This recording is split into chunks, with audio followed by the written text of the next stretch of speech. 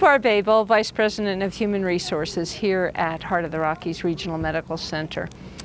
And we're in our healing garden here in front of the hospital, and I'd like to explain a little bit about how we got to this phase of the reconstruction of the healing garden.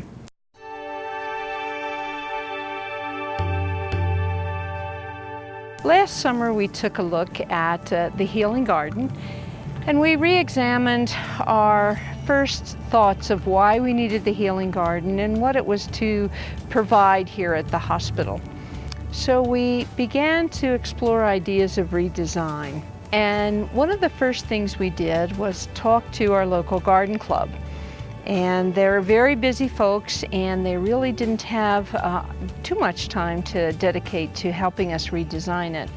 But they suggested that I talk to the Colorado State Extension Office, Kurt Jones. He recommended that we follow up with his Master Gardener Program candidates. And he put the idea out there to his Master Gardeners, and we had Svacha Luda, one of the Master Gardener candidates, come forward and say she would really like to take on this project. And we said, great. We met with Svacha, and we looked at the garden, and Svacha enlisted the aid of several other Master Gardeners and Master Gardener candidates, and they did a lot of observing in the garden. They looked at the way the garden was laid out last year and observed how people used it or didn't use it, and saw that people were experiencing some discomfort just sitting in the sun in the middle of this big, rather flat expanse. So they began to brainstorm and come up with some ideas of how the garden could have an elevation, have some separate seating areas, provide a space of refuge, healing, just quiet reflection spaces. To that end, we engaged Tom Sullivan, who is a semi-retired landscape architect in Buena Vista. And Tom took their ideas and put them on paper. He developed this artist concept of what the garden will look like. And we've placed this in our front lobby so people can see the different elements that are going to be developed within the garden. And as you can see, some of the spaces are redesigned in that it's less simply symmetrical and more of a meandering path. An additional seating is developed throughout the garden. These are large berms, which you'll see over here as we pan around the garden, but they'll be planted with perennials. And what they'll do is provide a bit of a backdrop to these seating walls that you see here.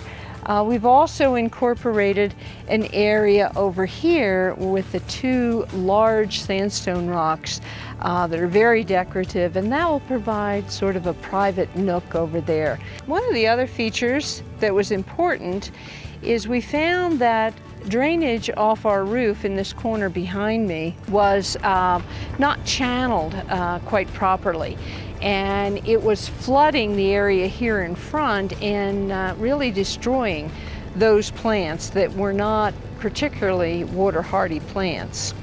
So we've created a channel to divert and capture some of that water and allow it to seep and drain slowly, and to give those plants the climate they need and the footing they need.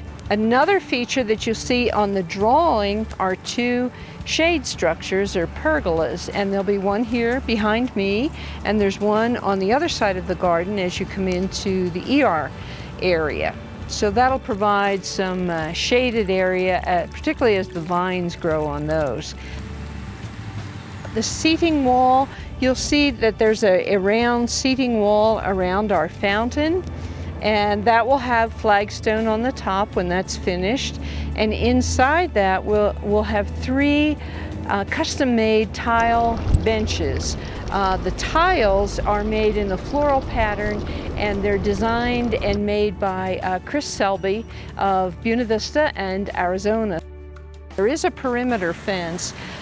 We know it won't keep deer out, but our hope is that it will provide a dividing point, a bit of a division from the garden to the parking lot. We then discovered these Kansas post rocks, and they were available locally.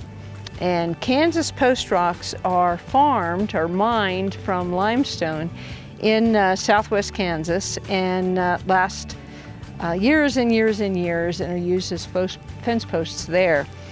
Many of them have fossils intact again. I guess what's most exciting is the array of plants, the perennials, the new trees, the flowering trees. It's going to be a cacophony of color, and it's going to be just lovely.